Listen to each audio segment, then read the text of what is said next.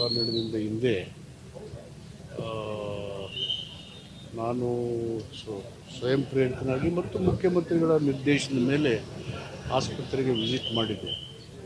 ಒಂದು 5 ನಿಮಿಷ ಮಾತಾಡಿಬಿಟ್ಟು ಅವ್ರಿಗೆ ನಿಮ್ಮ ಚಿಕಿತ್ಸೆಯ ವೆಚ್ಚ ಎಲ್ಲ ಸಂಪೂರ್ಣವಾಗಿ ಸರ್ಕಾರನೇ ಭರಿಸ್ತಿದೆ ಅಂತ ಹೇಳಿ ಅವರು ಆರ್ಥಿಕ ಸಂಕಷ್ಟದಲ್ಲಿ ಇದ್ದರು. ಅದನ್ನು ಹೇಳಿ ಹೋಗೋಣ ಅಂತ ಹೋದೆ. ಅವ್ರ ಆರೋಗ್ಯ ವಿಚಾರ ಮಾಡಿದೆ. ಅವ್ರ ಮಗಳು ಹೇಳಿದ್ರು ಅವ್ರಿಗೆ ಯೂರಿನರಿ ಟ್ರ್ಯಾಕ್ಟ್ ಇನ್ಫೆಕ್ಷನ್ ಆಗಿದೆ ಮತ್ತು ಹಿಪ್ ಜಾಯಿಂಟಲ್ಲಿ ಆಗಿ ಟ್ರೀಟ್ಮೆಂಟ್ ಫಿಸಿಯೋಥೆರಪಿ ಕೊಡ್ತಾರೆ. ನಾನು ತಿಳ್ಕೊಂಡೆ ಅದು ಗುಣಮುಖ ಆಗೋಂಥದ್ದು, ಅಂತ ಮೇಜರ್ ಏನಿಲ್ಲ ಅಂತ ಹೇಳಿದಾಗಿ ನಾನು ಹೋಗ್ತಾ ಇದ್ದೆ. ಆವಾಗ ನಿದ್ರೆ ಮಾಡ್ತಾಯಿದ್ರು. ಅವರು ಮಗಳು ಏಡಿಸಿದ್ರು ಮಾದೇವಪ್ಪನವ್ರು.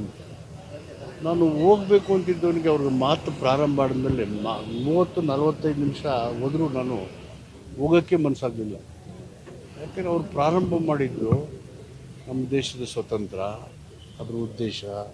ಅವ್ರ ತಂದೆ ಸ್ವತಃ ಚಂದ್ರಶೇಖರ್ ಆಜಾದ್ ಅವ್ರ ಜೊತೆಗೆ ಸೇರಿ 3 ಜನ ಹೋರಾಟ ಮಾಡಿ ಅವರು ಬರ್ಮಕ್ಕೆ ಹೋದರು, ಗುಂಡಿಟ್ಟು ತಿಂದರು, ಅವ್ರ ತಂದೆ ಈ ಕಡೆ ಬಂದರು ಅಂತ ಚರಿತ್ರೆ ಹೇಳ್ತಾ ಕೊನೆಗೆ ಅವ್ರು ಏನು ಮಾಡಿದ್ರು, ಏನ್ರಿ ಈ ದೇಶ ಜಾತಿ ಧರ್ಮ ದೇಶದಲ್ಲಿ ಹೊಡೆದಾಗ್ತದೆ, ಯಾವ ಜಾತಿ ಯಾವ ಧರ್ಮ ರೀ, ನಮ್ಮ ತಾಯಿ ದಲಿತರು, ಶೆಡ್ಯೂಲ್ ಕಾಸ್ಟ್ ಲೇಡಿ ನಮ್ಮ ಮದರು, ಈ ಥರ ಹೇಳಿ ನೋಡ್ಬಿಟ್ಟು ನನಗೆ ಅವ್ರ ಮಾತು ನೋಡಿ ರೋಮಾಂಚನ ಆಯಿತು. ಹಾಗೆ ಕೂತ್ಬಿಟ್ಟು ಒಂದು ಅರ್ಧ ಮುಕ್ಕಾಲು ಗಂಟೆ.